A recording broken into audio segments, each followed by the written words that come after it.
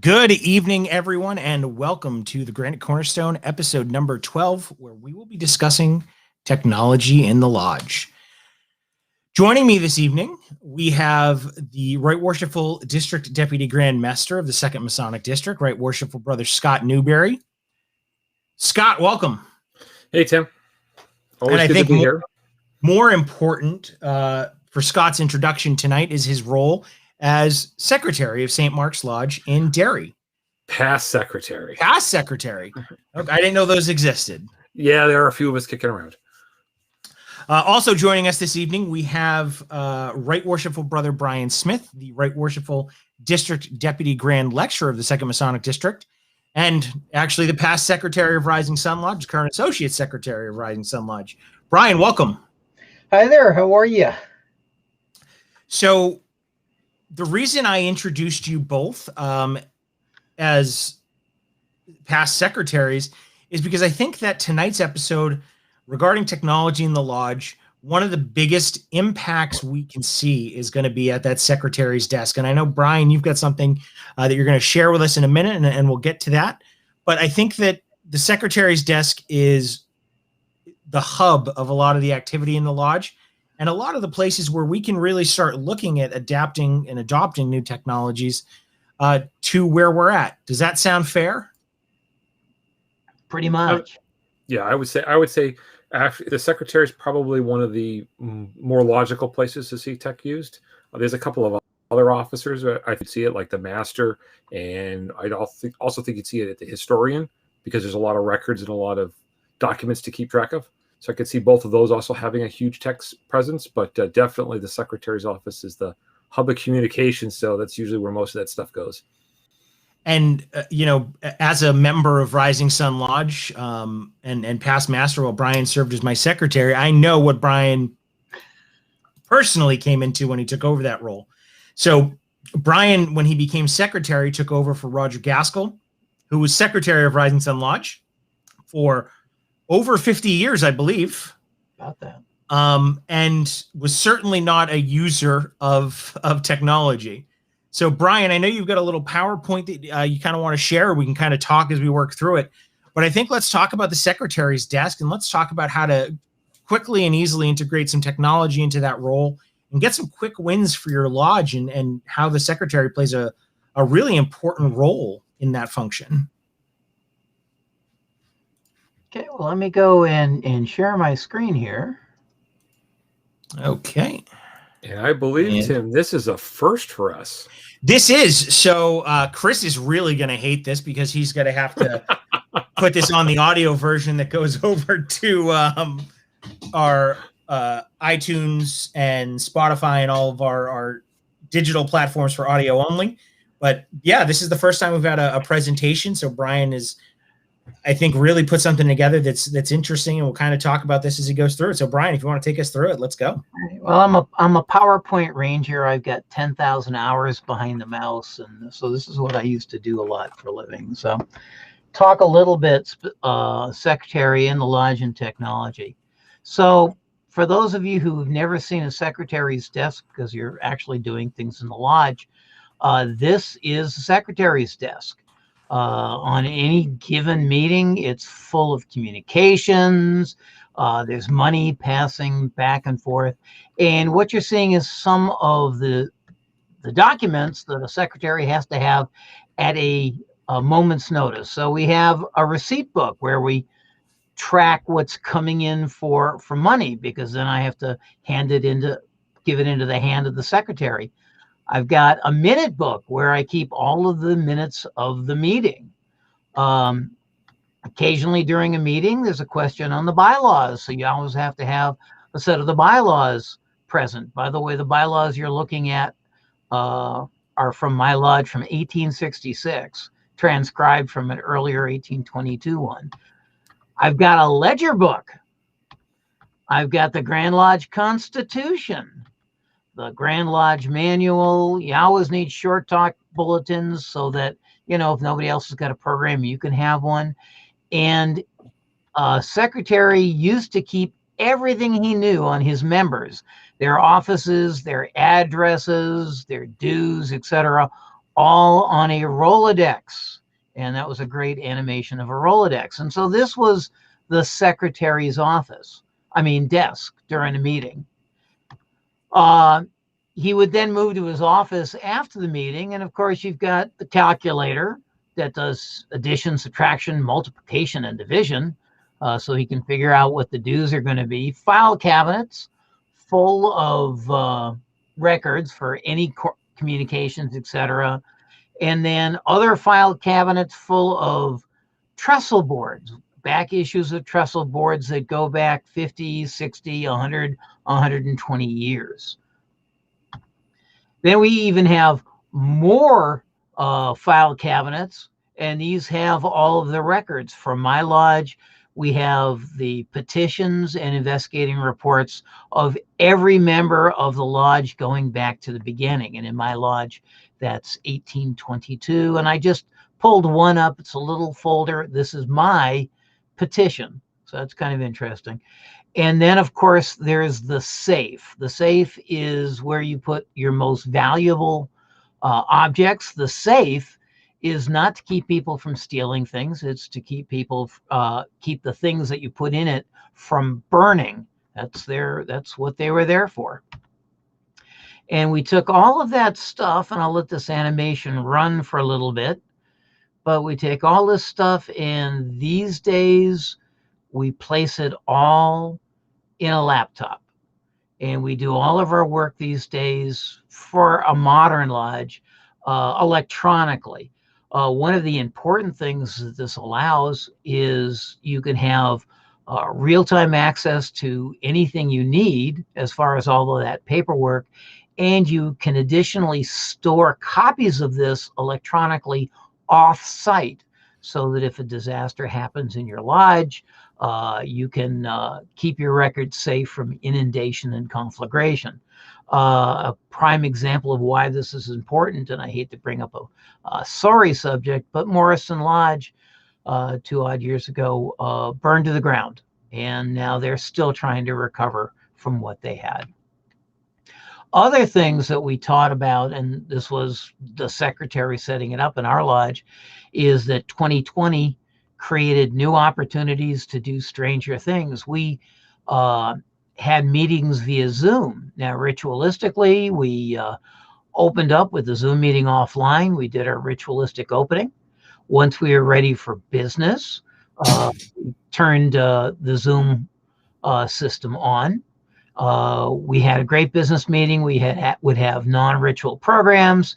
And then once we went into closing, we would terminate the Zoom meeting and do our closing. So you can actually do this as long as it's not ritualistic over the internet. You can actually have some of your out-of-town members, brethren who haven't possibly been in your lodge in a long time because it's a couple of 100 miles to drive, actually show up at your meeting. In doing that, we can actually put video up of them, and then so in our lodge we mounted remote cameras so that we could focus on the master and the wardens, and on a projection screen we could see the remote members. So that kind of made it interesting, new technology. The other thing that the secretaries and lodges get a chance to update these days is their members list, and now we do it through a program called Grandview that's purchased by Grand Lodge, and a secretary can look up his number of candidates, if someone's made an inquiry, how many entered apprentices, fellow crafts, or members he has, and he can also look up pertinent information on his members. So he can always know when he's going to have a 25-year member, when he's going to have a 50-year member, when they'll be qualified to be considered for those awards, what offices they've held. So it kind of makes it more flexible other than going through those Rolodexes. So that's kind of the end of the slideshow, but it's just to show how we have started to put the lodge's business into an electronic form. And when all is said and done, It all fits on a thumb drive. And then I can make a copy of this thumb drive and I can store it at somebody else's house, or I store it in a lodge building and bring a copy home, so that we're protected from losing valuable information.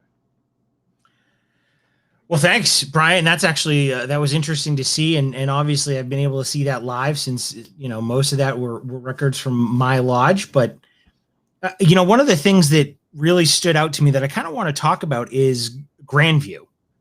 I know that there's a huge push from the Grand Lodge, obviously, to get every member signed up into Grandview and active on the platform. But our adoption is somewhere below 20% right now, right, Scott? Does that sound about right? You're can't hear you. Yeah, I had someone going by with the windows open, so I didn't want to have all the trucks and stuff come on. But the number's pretty low. I don't have the exact figure in front of me, but yeah, I'd say it's 20%, probably around the right ballpark. So now, you were both secretaries during the adoption of Grandview, is that right? Yes, I was actually. Yeah, I was part of the group that actually was testing it before it went live to all the lodges. Yeah, so there was a database even prior to Grandview, and there was a database even prior to that. Yeah, but we won't mention those. Is the first one we can play with. Okay. So, let's kind of talk about Grandview a little bit, because most lodges are using it for, obviously keeping track of their members, keeping track of their pipeline. But what else can Grandview do? What are the things that we as members may not be aware of that may incentivize us to sign up? Because I'm a member, I'm obviously signed up in Grandview, and I'd love to get the communications. But, for those people who haven't done it yet, what's the incentive to go out there and sign up for Grandview? So I know one of the big things is that should the secretary want to take advantage of it, I know several lodges are posting their lodge meeting minutes up into Grandview. So they'll be available there for you to download. There's also a fair amount of education now, at least in our jurisdiction, because each jurisdiction has their own instance of Grandview. It's not one big thing for all of us to utilize. I know that there's a fair amount of educational materials now being added to Grandview. Things like when are meetings coming up, there's announcements there for the different officers coming out. We use it a lot from the Grand Lodge office for announcements. Typically meetings and events that are coming up can be added to it, almost like a separate calendar, an events calendar kind of thing. And I hear that there's actually a social media type aspect in there where you can post stuff and follow other Masons in the jurisdiction as well. But I don't know if anybody's actually utilizing that piece or not. I did not know that was an option. Yeah, it was in there. I'm not sure if it still is, but I noticed I came across it. One of my water through the system, because the thing about Grandview is there's so much that it takes a while to find it all. That is true. I've had access to Grandview, and when I was master, I had access to a little bit more information than I do today, and it's hard to find some of that stuff in there. I mean, there's a lot in there. Brian, what are your thoughts on Grandview? One of the things that Grandview provides to the individual brother, and I think this is important, an individual brother can go in and update his record by himself. He doesn't need a secretary to do it.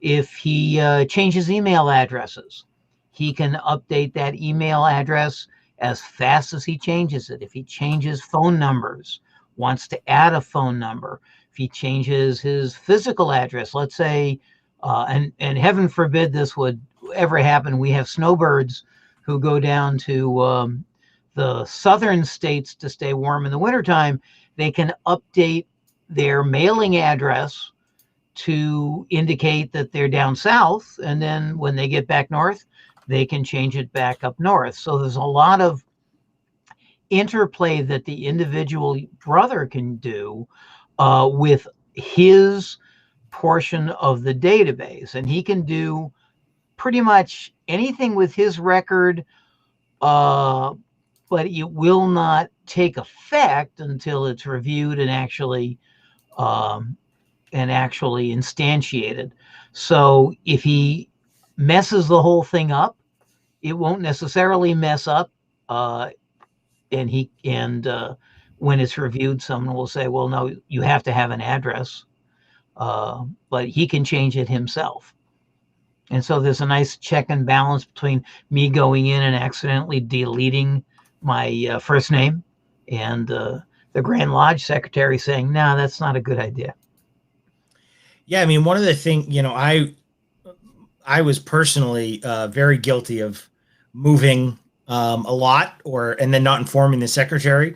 There have been numerous occasions when Brian has had to reach out to me to get my correct address, and now I can kind of take care of all of that myself in Grandview, which I do like doing. Making sure my data is in there. And one of the things I like about it is the spouse information that you can put in Grandview. So you can put your spouse's name and their birth date information in there. And while the birth date may not be all that important, if your spouse isn't somebody who's around at Masonic events, and not everybody is familiar with them, if something were to happen, it gives you that option to reach out, and the name is in there. And that's one of the most important things we do, is look after our widows and orphans. And it allows you to put that in there and put their confirmation contact info in, just in case you need to get in touch with them for some reason. Brother Kirkpatrick in the chat says Grandview is a great tool. There should be more push during monthly meetings, including the references. And I agree. I think that's become so Rising Sun in particular, over the course of the last few months, Larry Gullett, who is our current secretary, has been putting in all those meeting minutes, and we have not read meeting minutes in Open Lodge in a number of years. Despite the fact that Brian has gone to so much effort to make them great, and Larry does the same. But now those meeting minutes are not just on the secretary's desk. They are accessible to every single member of the lodge within Grandview. And that's a huge change. And I think that, when Larry does that, he does bring it up and say that you can go to Grandview. And we have largely, as a lodge, started adopting Grandview as the primary way we communicate with our members.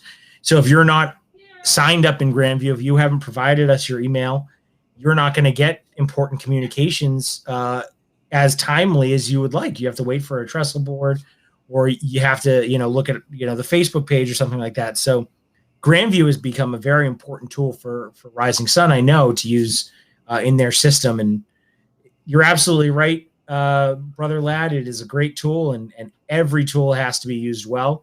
And I think that's one of the bigger problems we see today, is that there's definitely some features we'd like to see, and we definitely need to see people getting into the system more. Well, and I think one of the things that it comes up from that point that you just made about like the meeting minutes. Your lodge now doesn't read the meeting minutes. The expectation is that brothers have looked at the meeting minutes prior to it, so they could bring up any concerns that they might have or an inaccuracy.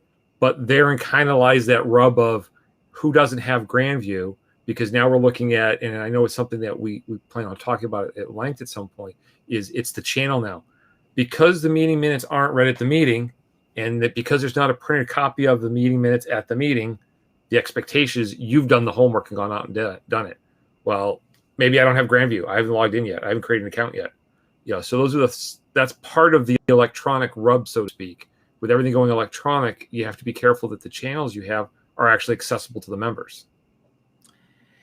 Yeah, I mean, I agree with that. I think so. We sent out an agenda for tonight's meeting, and it's a Google Doc, which I had to send to Scott twice because the account I used didn't have access to it.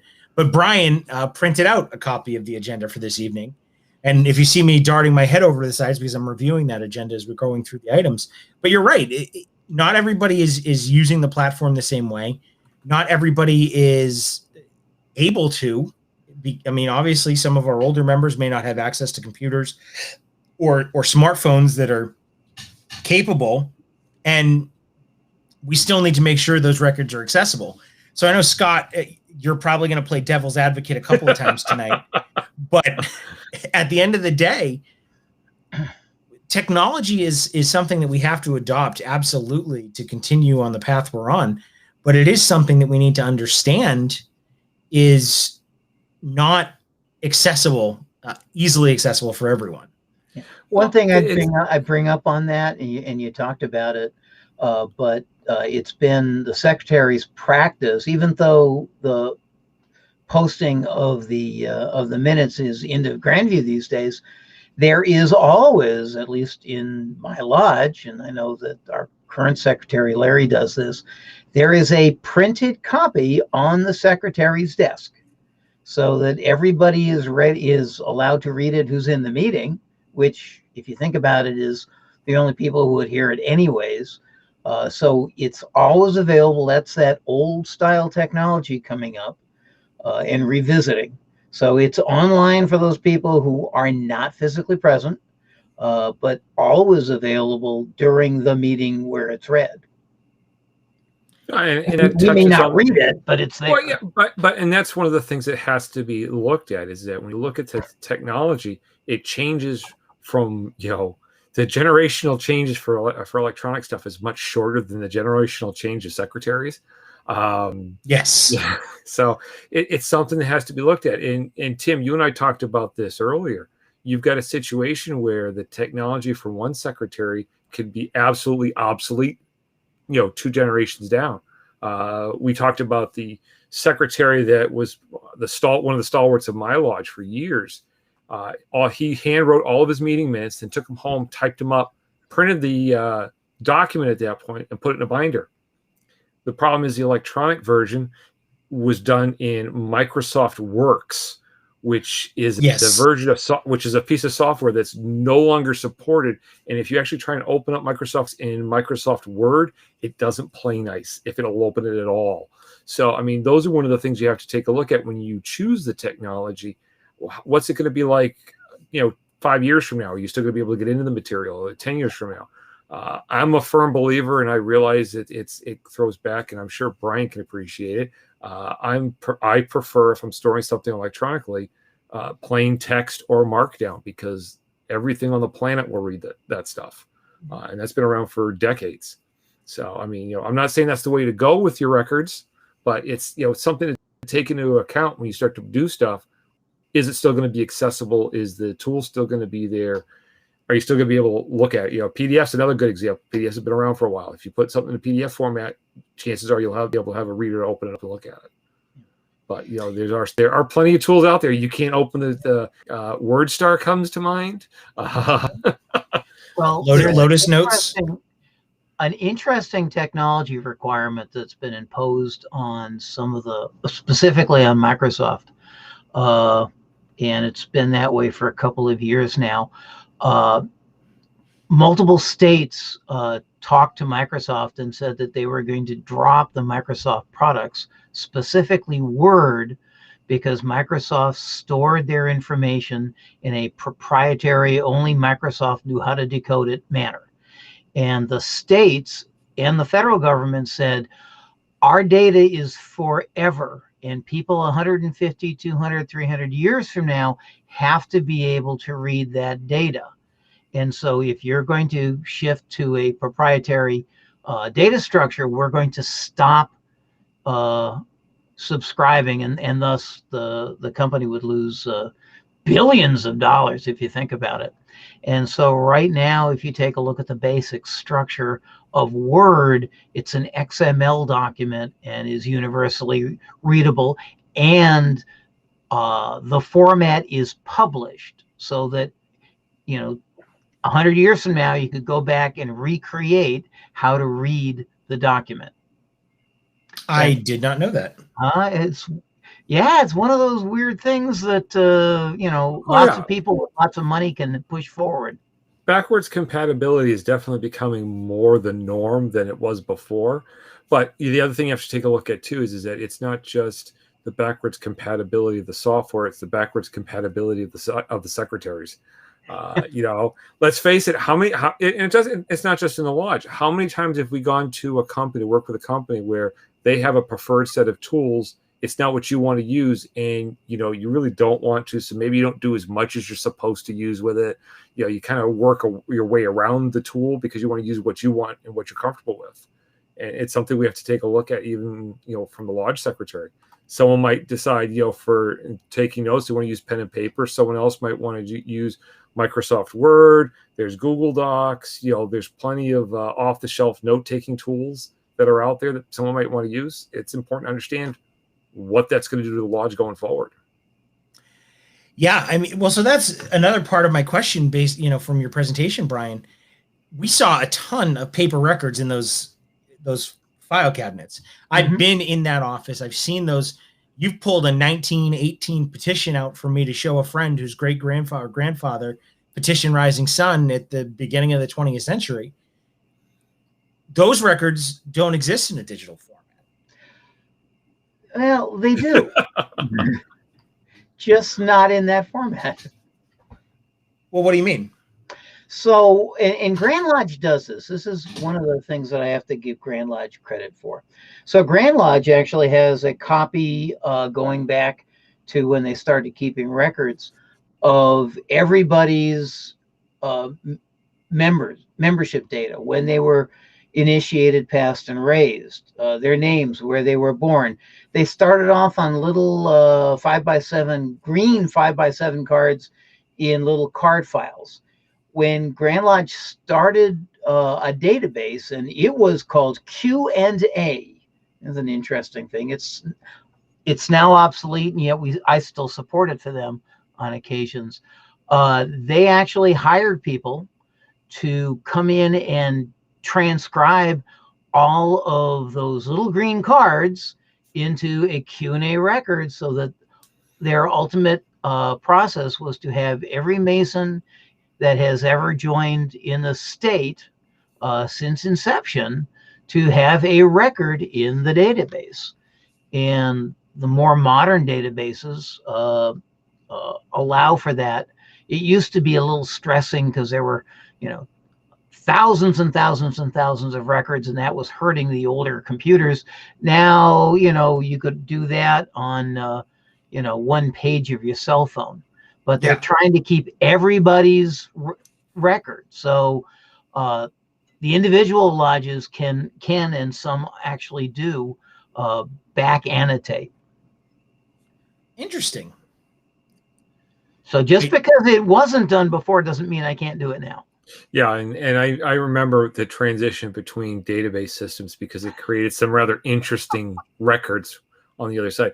Because what a lot of people didn't realize is that, and this is a problem with databases in general, when you go from one style to another, the transition means you have to look at every record. And in some cases at Grand Lodge, at least with Q&A, because of the way the system was set up, some of us had multiple records in the system because it created one for each lodge we belonged to. Oh, which made it interesting. Now you don't have that problem because Grandview can actually associate you with multiple lodges. The older databases couldn't do that, so there were multiple records for a member, which was really a fun and exciting time as you're going through and say, why do I see myself twice in the database now? And I had a fair number of phone calls with the Grand Lodge office helping sort that out and figuring out what to do and how to combine records so that it was proper for us as we move forward. But it's a common problem. You've got to look at how things transition, how things move. Outside of the fraternity, I worked in a company, and I kid you not, we went from desktop Microsoft products to Google products. So we went up into the cloud, and then we went back to Microsoft products, but with the Microsoft 365 spin on them. So it's, that's not a trivial transition each time you do it because a lot of documents suddenly don't work right, especially spreadsheets. Yeah, spreadsheets are the bane of my existence in a professional world. And you're right. I mean, the formats between Google Sheets and Excel are certainly compatible, but the functionality is not always there. You can build something in one and have a problem. Yeah, let me know how that pivot table comes out in Google Sheets. Right, exactly. But we're not going to get into that because that'll be a whole rant of its own. So, Brian, I see behind you a familiar sight, which is your laptop. Yep. So this was one of the things that came up when we were sort of discussing this to begin with, is obviously digitizing your lodge practices requires equipment. You showed us, thankfully, Rising Sun has been fortunate in that you have all those gadgets and gizmos, to set us up for Zoom meetings and things like that. You and I went up to the Grand Lodge and kind of streamed the Grand Lodge meeting up to the third floor there with those tools. But when you get down to it, right, you're using your personal laptop to create lodge records. I believe Larry is currently doing the same. How many lodges, this is obviously not a question you can answer, but how many lodges own laptops for their secretaries? I would suspect very few, if any. Yeah. And I'm inclined to agree with you. Yeah, I would say it's probably one of the things that is most difficult, because a lot of lodges, don't think about that type of infrastructure when they're looking at what are they going to spend their money on. Yeah. And you also have to realize, and this is one that, we're all Yankees, or at least most of us are Yankees. This is one of those heart-wrenching things, is you're going to be replacing that laptop about every 5 years. Yeah. And, historically within the fraternity, you're replacing secretaries less than you're replacing technology. But at the same time, Brian, you just transitioned out of your role as a secretary to the associate secretary, and Larry's using a different machine to take his minutes on. And now we're looking at formats that you have all those documents from your time on your laptop. Larry's got all of his on his. And that data, if we're not good stewards of that data, can be lost. Yep. We lose a member, we lose the equipment, and we lose access to all those records if they're not properly backed up somewhere. So what do you think is a best practice for lodges and technology when it comes to something like a laptop for the secretary? To be honest, it probably makes sense from a purely logistical point of view to have a lodge buy a member, the secretary, a laptop. It does not have to be a very, very powerful one. So we're probably talking of course, this is 2021. So we're probably talking in the $400 range. Now, the laptop over there is not in that range. Yeah, no, it is not. But if you think about, and Scott has already talked about things like Word, etc. Word or the equivalent Apple product is ubiquitous and can be run on any relatively decent computer. So a $300 to $400 computer, like what the kids use in school, would be an appropriate thing to do. And then what you do, and what Larry and I have done, is when I turned everything over to Larry, I packed everything off. That, again, I lift up these things. I put everything on this and gave it to him. Now there's one of these in the safe, so that we can't, we won't lose everything. And then he adds to it, and ultimately it'll go on to some kind of electro-optical medium, like a DVD. Now I say that, and people say, well, store it in the cloud. I don't trust the cloud as far as I could throw either of you. But I wouldn't put it on a hard drive. A hard drive's good for 10 years. Tape backup is good for, depending on the quality of the tape, anywhere from 5 to 10 years. A flash drive is not forever. They don't know. I want to say it's about the 15-year mark, but it has a write limit to it. You can only write to it so many times before it stops working completely. So you have to continuously be knowing what you're backing things up to. And the electro-optical ones, like a DVD or a CD, will probably remain viable because it's a physical encoded media, i.e. I burn holes in a layer of material, and that's what's encoding the ones and zeros, as opposed to dealing with storage of poorly inconvenienced electrons trying to hide in a hole. And to a certain point, I agree with you on a lot of those points, Brian. The CD one, DVD one, I'm on the fence about, because so many machines now are coming without those factors. So now you don't have that. If here's the DVD with all the stuff, all the records, and well, my machine doesn't have a DVD player. So those are the types of things you have to watch out for. I'm not totally opposed to the cloud, depending on the circumstances and the situation.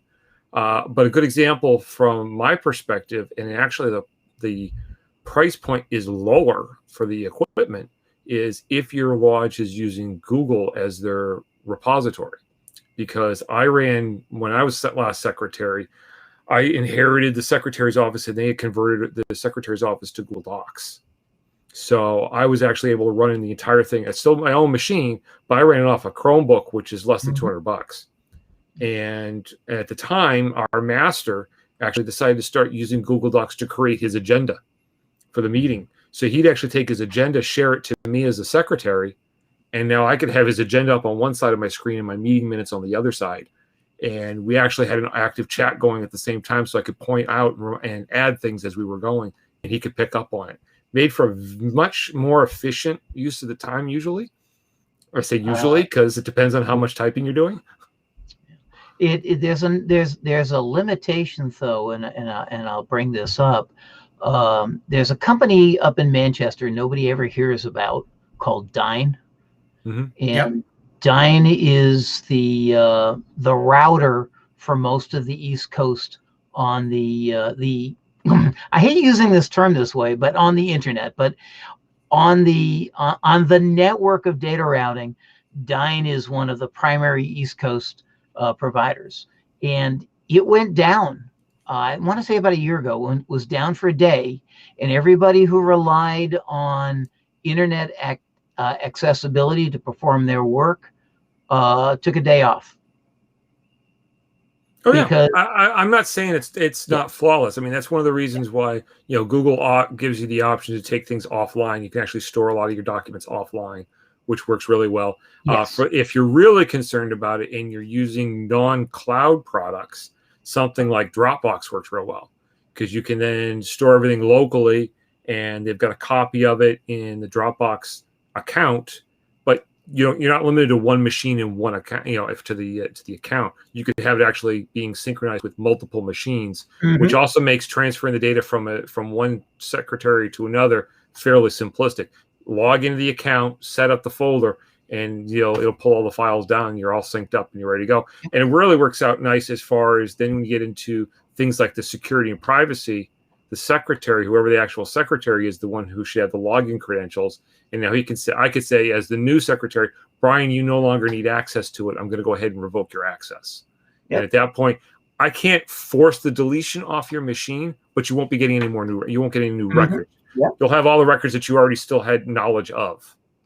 So, and the point I make is when the network works, it works really, really well. And when it's not present, it doesn't work at all. And somebody just dropped something, and I fully agree with it. Encryption while on the cloud is because there's personal data in the information the secretaries have. So encryption is an important topic also. But the grand lecture is work on Google Docs.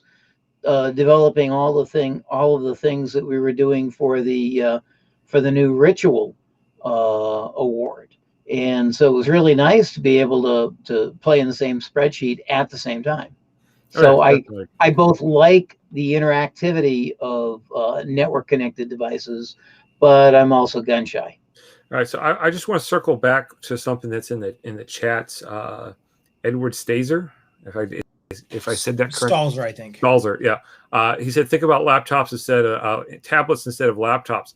I would agree to a point. The problem is that tablets, unless you have an external keyboard for it, it's not conducive to the secretary taking notes. It's just, unfortunately, it's not quick enough handwriting it. I realize that Microsoft OneNote does a fairly decent job at converting from handwritten to types on the screen, but it's just not the same as typing stuff up on a keyboard. Yeah, and I think your point about Chromebooks, Scott, is pretty relevant there. If you choose Google Docs, which is a free platform as opposed to Office 365, which I think is the only way to get Office nowadays, a Chromebook is the perfect tool for it, and that's what they're using in schools all over the place now. I have a Surface laptop tablet that has a keyboard and it works great, but that Surface is also absurdly expensive because it's a Microsoft product. But Chromebooks you can get for a couple $100 and be relatively okay. And that does kind of shrink that technology acquisition cost, which is nice.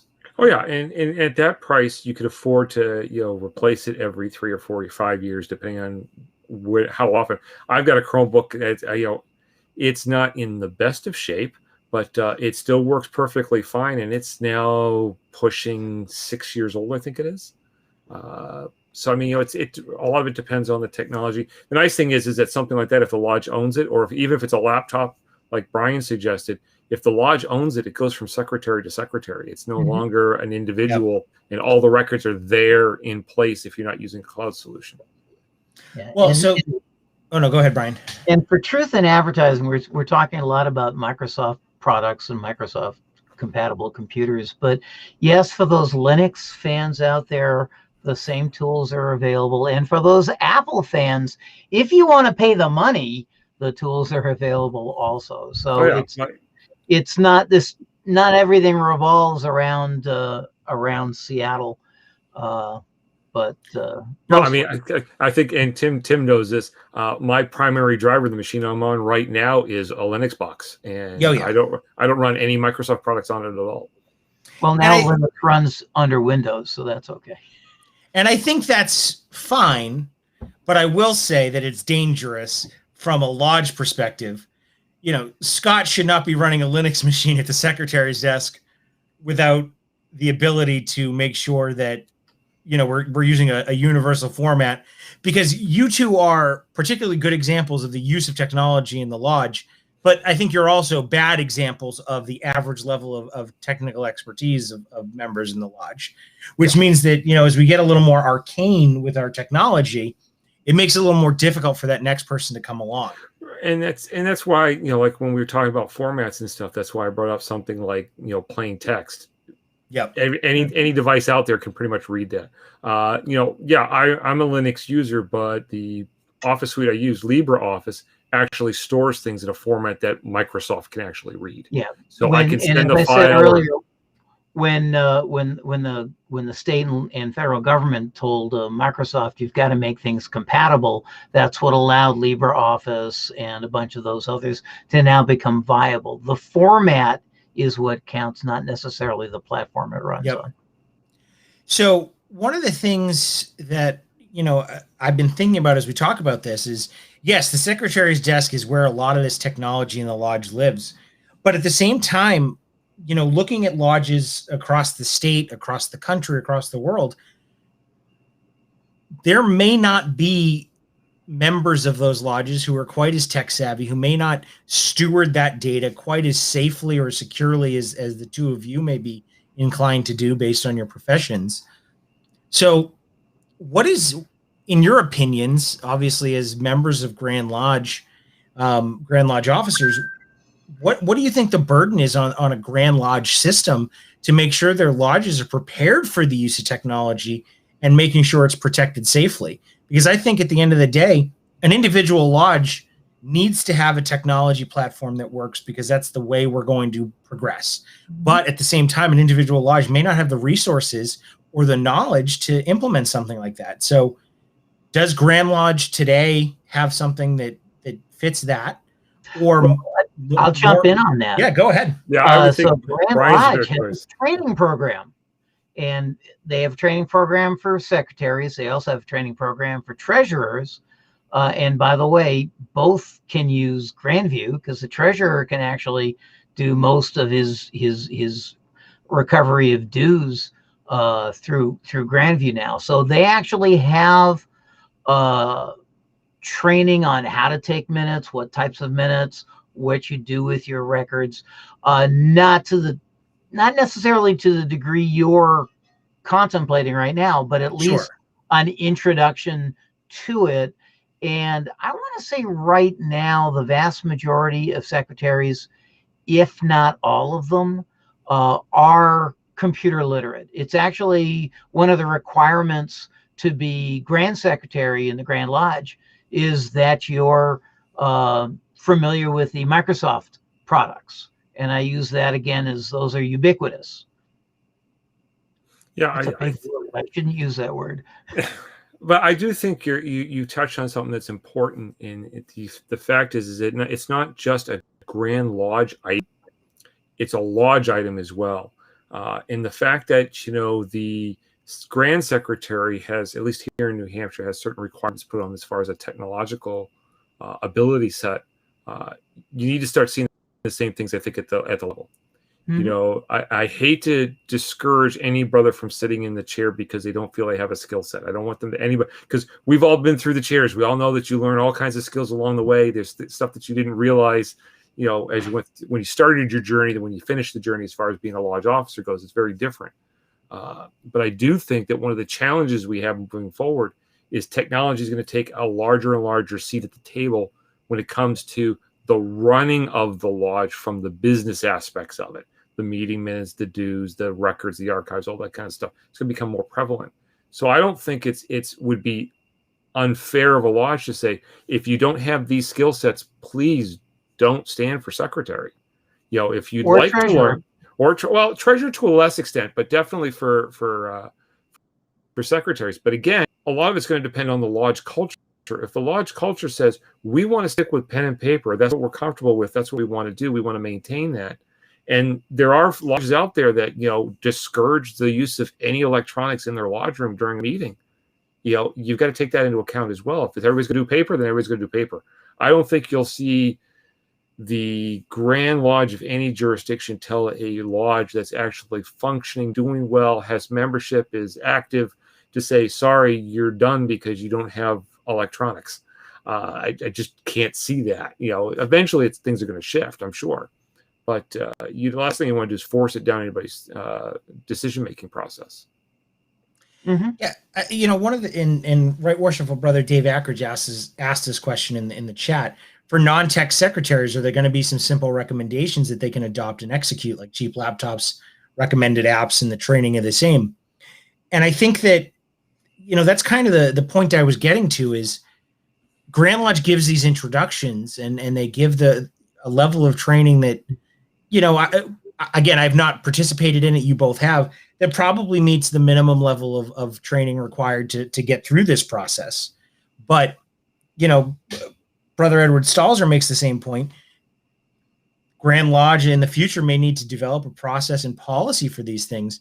Because one of the things that concerns me is, yes, we're choosing platforms that work, that we know are adopted across other jurisdictions, and we have the ability to chat with these jurisdictions. But are the people who are making these decisions, these purchasing decisions, or these digitalization decisions, the people who have the necessary expertise and knowledge to make sure we're choosing the right platforms, that we're choosing secure platforms, that we're choosing platforms that we have control over, as opposed to a third party that may have access to that stuff? Well, I think at that you start to get into some very touchy waters.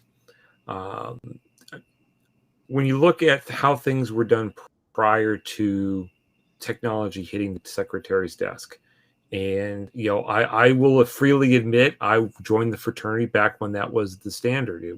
There was no secretary computer. There wasn't a cell phone to actually carry into the lodge room when I joined. Pager, yes, cell phone, no. But when you take a look at that time period, no one told the secretaries how they should do their job. Yep. These are the records you need to keep.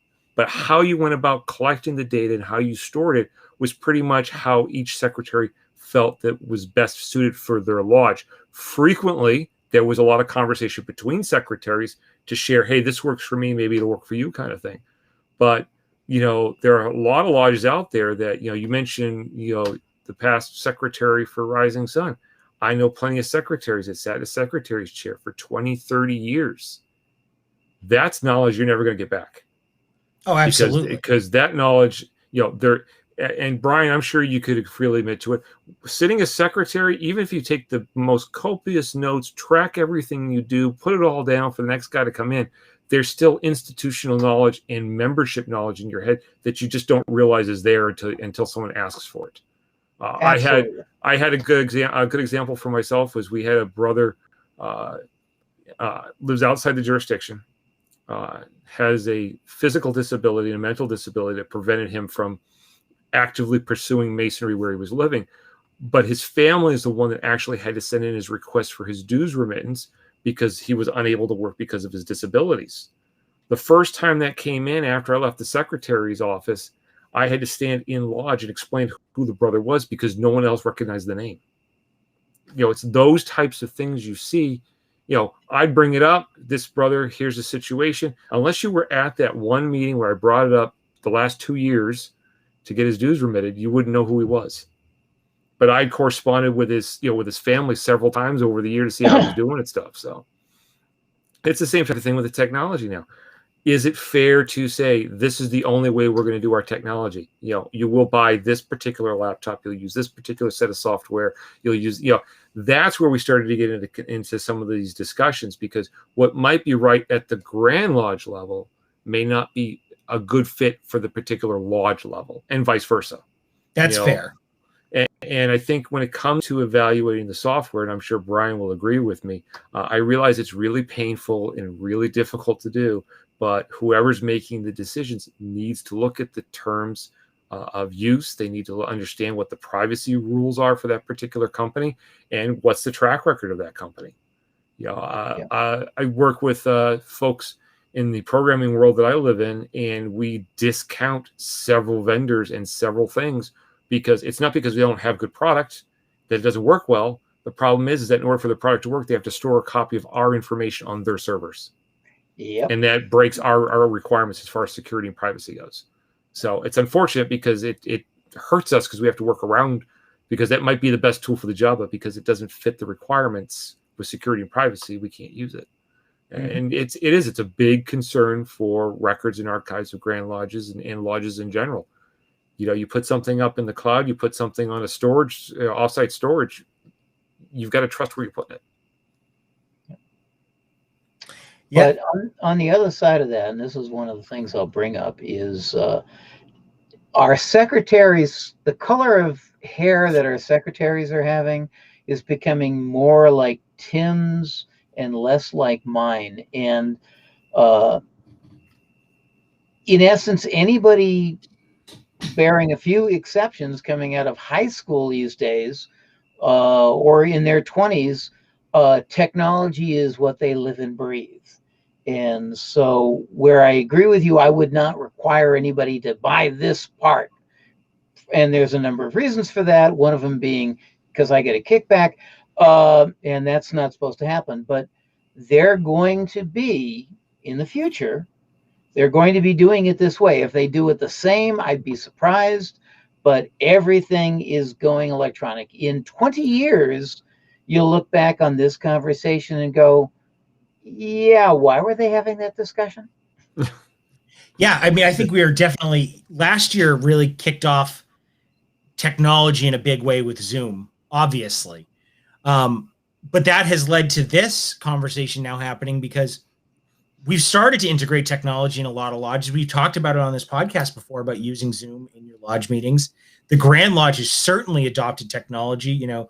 Most Worshipful Brother Clay was doing his Q&As on this platform, and Most Worshipful Brother Collins, for his installation and that Grand Lodge session, we had, a stream set up for the third floor, so that we could absolutely meet these requirements. And I think it's really interesting to see how quickly the pandemic, if nothing else, has sort of changed the trajectory of Freemasonry very quickly towards technology. And I think, Brother Stalzer's point about the policies and procedures and processes moving forward, I think that's going to become a no-brainer as, those people transition into positions, people with technology experience transition into more Grand Lodge offices and lodge offices, which is very, very interesting. And the Most Worshipful Grand Master just commented, nice to see you all engaging brethren. I think rather than Grand Lodge dictating, lodge secretaries need to get together with the Grand Secretary to come up with a recommendation of technology. And I think that's a great place to start. And I think that having those conversations at a Grand Lodge level and not standardizing completely across platforms, but making sure that we're at least talking the same language is important. Oh yeah, I think it is important that it's a conversation. Let's face it, none of these decisions can really be made in a vacuum. So I mean, and you have to take into account the ability of each lodge to adopt what's being decided on. So then it goes back to the brotherhood of the lodges, and I think that's one of the bigger challenges that we still have yet to mount is that you still have a lot of lodges where the brethren are older. They don't necessarily have the same technological skill set that some of the younger lodges do. It's becoming more prevalent, like Brian said. The hair color is changing. Some actually still have hair on their heads. But the average age of a lot of our lodges in this jurisdiction is starting to go down. And we've in the last, I'll say the last 24 months, even going back to pre-COVID, we had several brothers who were under the age of 30. In fact, some under the age of 20 that were coming into the fraternity, and technology is not a big deal for them. It's just part of what they do. So it's going to get easier as we move forward.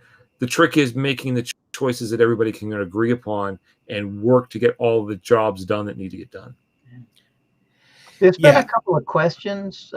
We probably should start something that came up other than where technology is going, and some of them are near and dear to my heart. So there were a couple of questions on digital payments, PayPal and how do you pay your dues and everything else, and that's becoming more and more interesting as we progress into technology. Yeah, listen, I'll come out and say it. I was somebody, and Brian can attest to this, who had a real hard time paying my dues on time because I could not find a checkbook to save my life. And making it available through PayPal, I was one of the first people to pay my dues over PayPal in my lodge. Yes, you were. I tested the platform for Brian because as soon as it becomes available, it's real easy for me. And making those digital payments available has enabled so much more for our lodge. We accept donations through it.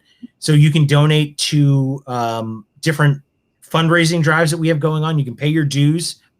I think something that Ancient York has done recently, they just had their 150th and they sold their tickets electronically through their website. Yep. So we're moving, Brian, I think that, you want to talk about that a little bit. Digital payments, I think, are really one of the futures of Freemasonry. Brother Stalzer just mentioned Venmo, which is my preferred payment method because it doesn't take a 3% fee right off the top. But let's talk about that. How do you think we can integrate digital payments into the lodge experience? So, and that's, I believe that they're getting ready to set up that in Grandview. Yep, that's what Brother Aretsky said was Grandview. And I know in some of the lodges, our lodge in particular, but not exclusively, we've got what is it, Foursquare, the little thing you put on just Square. Just Square. Okay, so I'm not up on the current tech buzzwords, but so we can now swipe a credit card. We do PayPal.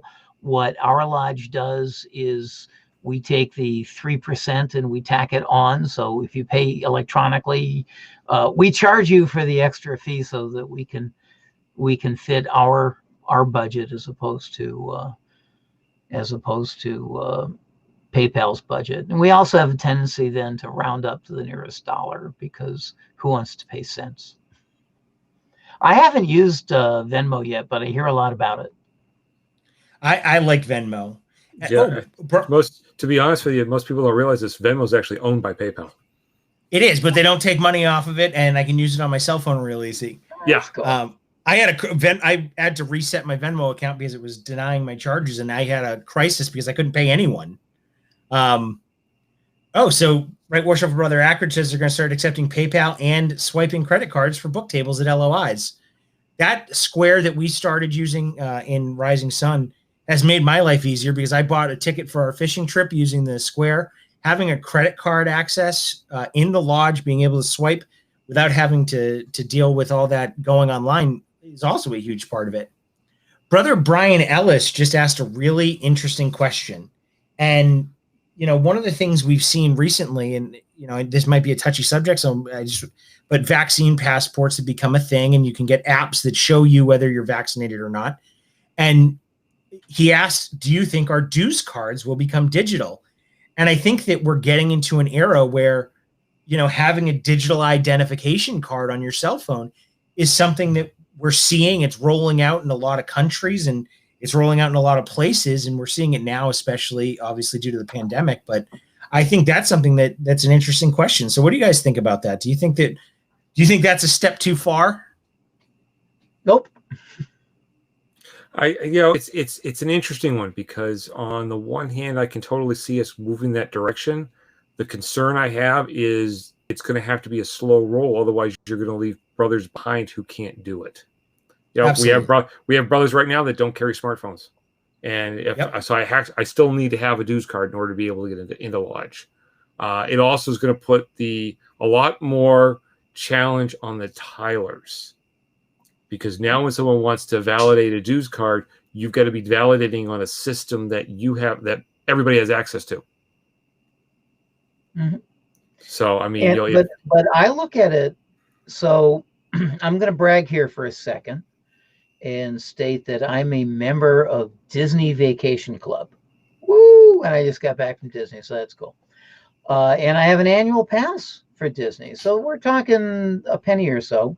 Yeah. And I get a 15-20% discount when I buy things at Disney, if I'm a member of Disney Vacation Club. But I have a physical card, but wallets get thick, so I'm not going to carry that around to use for the once a year I go down there.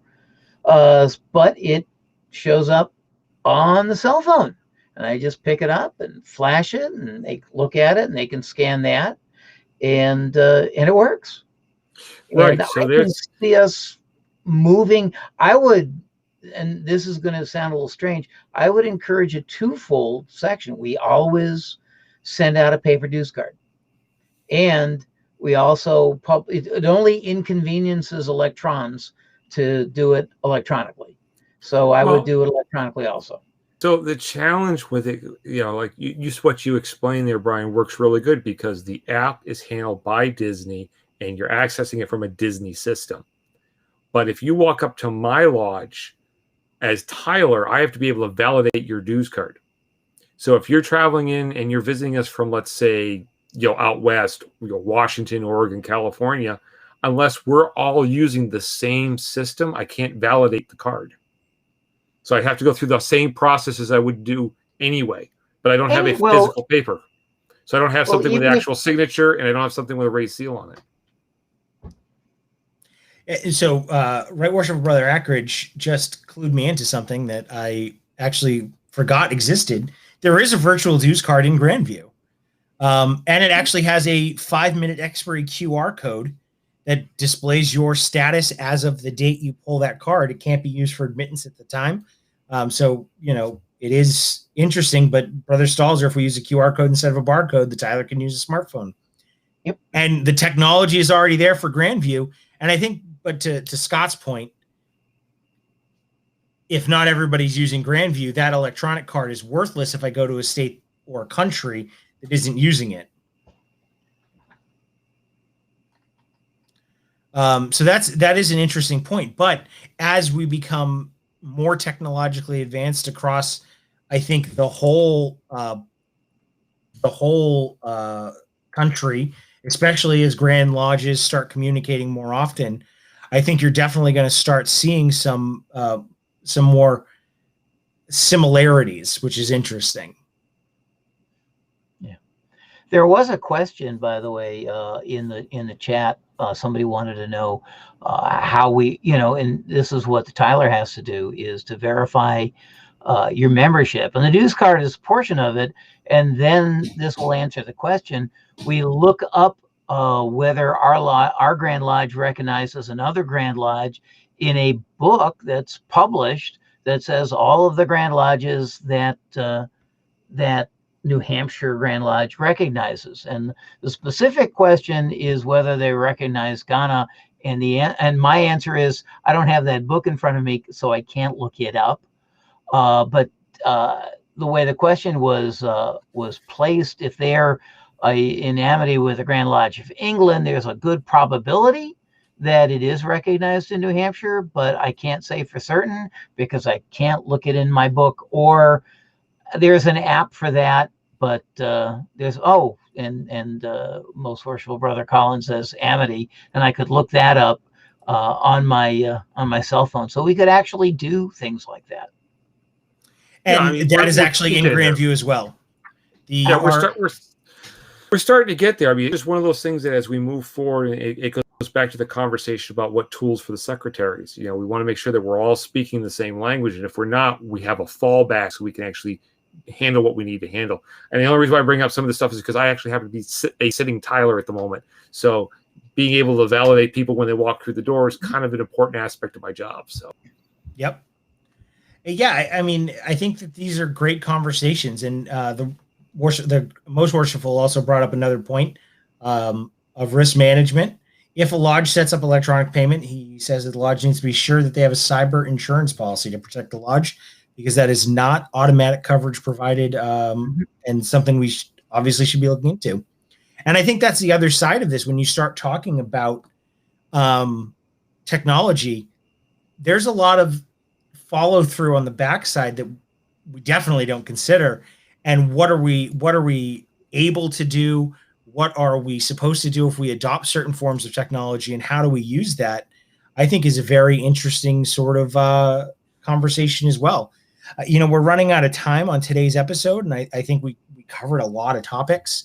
Yeah, to be honest with you, Tim, I think some of the stuff you just mentioned, I know that we've got several episodes that we're setting up coming up, but maybe it's something that we can go ahead and put into the new year as a revisit of this with some of those topics you just touched on. Yeah, absolutely. I think, one of the things we did not discuss today at all is social media. And there's a reason for that. I think that it's, sort of the elephant in the room when you talk about technology, not in the lodge necessarily, but as a part of lodge practice and obviously lodge membership. So we are going to be discussing that next month on our October episode, October 3rd, which is social media and Freemasonry, whether it's in the lodge as a member, and sort of how to conduct oneself, and sort of what the Grand Lodge social media policy states, and sort of how social media fits in, because Scott and I are both members of the communications committee here at Grand Lodge in New Hampshire, and social media is definitely something. I mean, this podcast is a form of social media, so it's going to be something we talk about, I think, in much greater depth as we move on. But yeah, I think, Scott, like you said, there's a lot of meat here in this conversation, a lot of things that we haven't considered that may make their own episodes, and we may revisit this as time goes on. One of the things maybe you could have someone send an email in with. I was just about to do it. You just pull the rug right out from under me, Scott. That's my job. I was going to do it on my own for once. So, brethren, to allude to Scott's point, if you have a question, if there's something especially about this topic or any other topics you want to discuss, you can email us. Our email address is on the screen right now. It's granitecornerstone@nhgrandlodge.org. And I think there's a lot there. I think that, one of the things we didn't get to talk about is email, and how email is becoming an effective tool, even though it's, something Lodge has been using for a very long time.